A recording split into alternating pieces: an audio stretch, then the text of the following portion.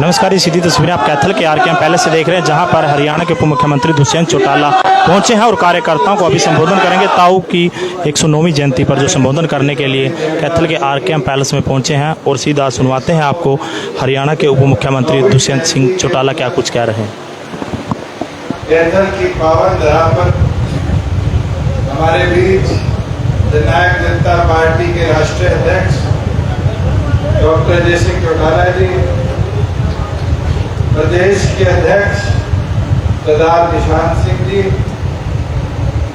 Cabinet में हमारे साथ मंत्री भाई देवेंद्र सिंह जी, हमारे बीच में मौजूद स्वर्गीय चौधरी देवीलाल जी के साथ 1977 में विधानसभा में गए विधायक चौधरी ईश्वर सिंह जी, विधायक अमरजीत ढांडा जी, विधायक रामकरण काला जी, संगठन के सचिव खादी बोर्ड के चेयरमैन राजेंद्र लितानी जी, पार्टी के ऑफिस सचिव रणधीर सिंह जी, हमारे बीच में पूर्व विधायक मक्खन सिंह जी, हमारे बीच में मौजूद सुरेंद्र राणा जी, पार्टी संगठन के हमारे वरिष्ठ प्रकोष्ठों के अध्यक्षगण, आपके जिला अध्यक्ष धूप सिंह जी, तमाम सम्मानित मंच पर बैठे साथीगण, बुजुर्गों, युवा साथियों, आज हम सब का एक सौभाग्य है कि कैथल डिस्ट्रिक्ट हेडक्वार्टर पर, जहां चौधरी देवीलाल जी की मूर्ति हम सब ने मिलकर स्थापित करने का काम किया, मुझे लगता है उससे ज़्यादा गर्व आज हमारे राष्ट्रीय अध्यक्ष को हो रहा होगा, जिनका सपना था कि प्रदेश के प्रत्येक डिस्ट्रिक्ट हेडक्वार्टर पर चौधरी देवीलाल जी की मूर्ति को हम स्थापित कर पीढ़ी दर पीढ़ी कैसे हर उस नौजवान युवा तक ये समाचार पहुंचा पाए कि इस प्रदेश की उन्नति प्रगति के अंदर चौधरी देवीलाल जी का कितना महत्वपूर्ण रोल रहा है। बुजुर्ग, युवा साथियों, मुझे वो समय भी याद है जब मैं सनावर में शिक्षा ग्रहण कर रहा था और छुट्टियों में आते थे और 100 नंबर पर तेजाखेड़ा फार्म पर जहाँ भी चौधरी देवीलाल जी के साथ बैठने का मौका मिलता था तो पहली चीज एक पूछी जाती थी, कौन सी क्लास में हो गया, और फिर थपकी दे के दिया जाता था, और पढ़ मौका है, और पढ़ मौका है। और मुझे लगता है उस पढ़ाई की अहमियत को वो समझते थे और उसी सपने को आज 108 डिजिटल मॉडल लाइब्रेरी के स्वरूप में जो निर्णय के तौर पर डॉक्टर जय सिंह चौटाला जी ने लिया है, मैं मानता हूं कि इस वर्ष में सच्ची श्रद्धांजलि, सच्चे पुष्पार्पण अगर चौधरी देवीलाल जी के प्रति हम सब मिलकर कर पाएंगे तो हमारे आने वाली पीढ़ियों के लिए चौधरी देवीलाल जी के नाम पर उस मॉडल लाइब्रेरी को, जहां शहर की ओर दिशा नहीं करनी। मुझे याद है पहली बार मैं लोकसभा का चुनाव लड़ रहा था और जींद नाइट स्टे किया तो हम देखते थे डीआरडीए ब्लॉक जींद के अंदर सारे जींद जिले के बच्चे आकर और एजुकेशन फ्यूचर कॉम्पिटिटिव एग्जाम्स की कैसे मिले उसकी तैयारी करते हैं। और धीरे धीरे धीरे धीरे हर शहर में कल्चर डेवलप हो, मगर गांव के बच्चे के लिए एक लेवल प्लेइंग फील्ड नहीं रही, बराबर का मैदान नहीं रहा।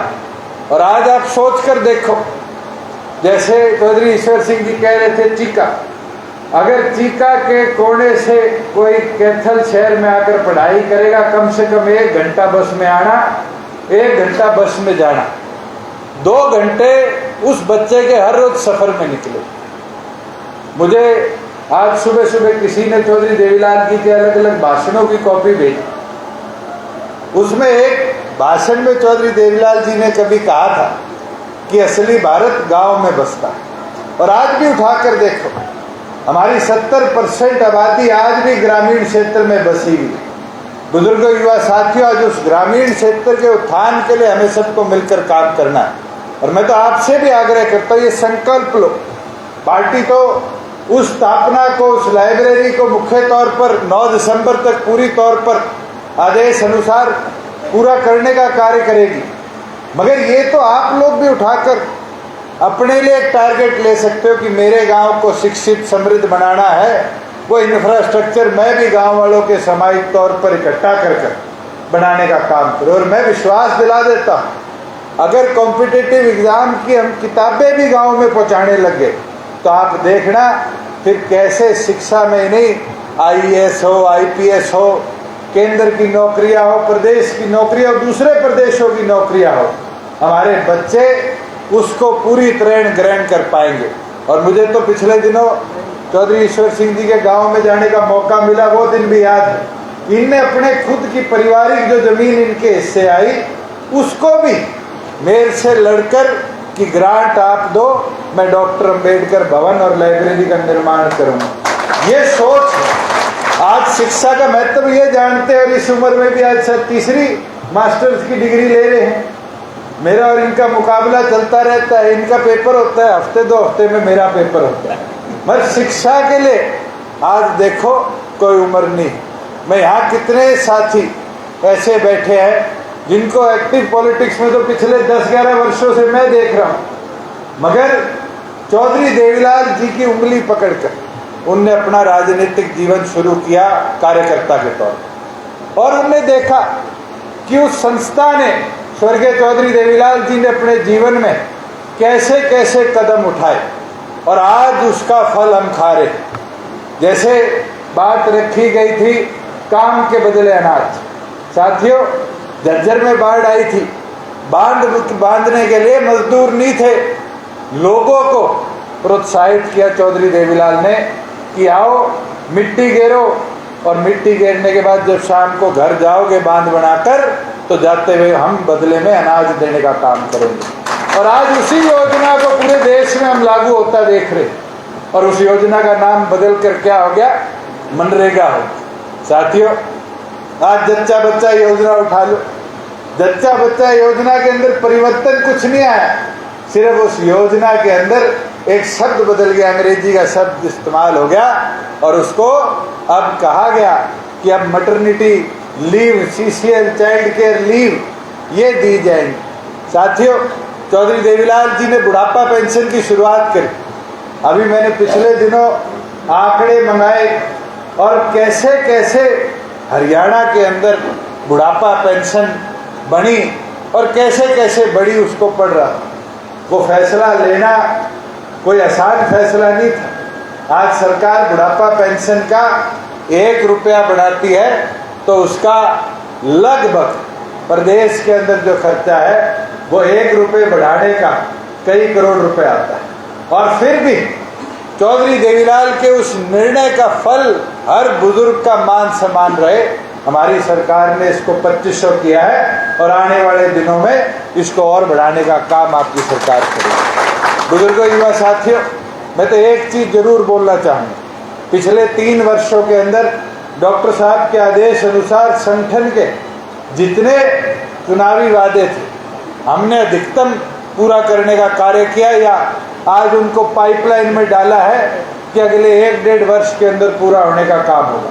पर मैं तो चाहता हूँ कि गांव से और जो समस्या है वो आप लाकर आज हम ग्रामीण अंचल को कैसे सशक्त और समृद्ध बनाए, इसके ऊपर हमें मिलकर काम करना है। और मुझे तो खुशी एक चीज की हो रही है कि मैं पिछले दिनों माननीय प्रधानमंत्री जी से मिलकर आया और एक निवेदन उनसे मैंने किया कि 28 तारीख को हमारे शहीद आजम भगत सिंह जी का जन्म दिवस, उस उपलक्ष्य में पिछले दिनों मैंने और भगवंत मान जी मुख्यमंत्री पंजाब ने मिलकर एक निर्णय लिया था कि उस एयरपोर्ट का नाम शहीद भगत सिंह इंटरनेशनल एयरपोर्ट रखा जाए चंडीगढ़ में। और अभी बैठे बैठे मेरे पास फोन आया और बताया कि मन की बात में प्रधानमंत्री जी ने बात कही है कि 28 तारीख को चंडीगढ़ एयरपोर्ट नहीं होगा, शहीद भगत सिंह इंटरनेशनल एयरपोर्ट के नाम पर उसको स्थापित किया जाए।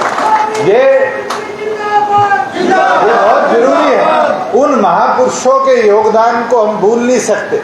और मेरे लिए तो गर्व की बात है कि स्वर्गीय चौधरी देवीलाल जी की आज इस जन्म दिवस के उपलक्ष्य पर प्रधानमंत्री जी ने एक ट्रिब्यूट शहीद आजम भगत सिंह को दिया है।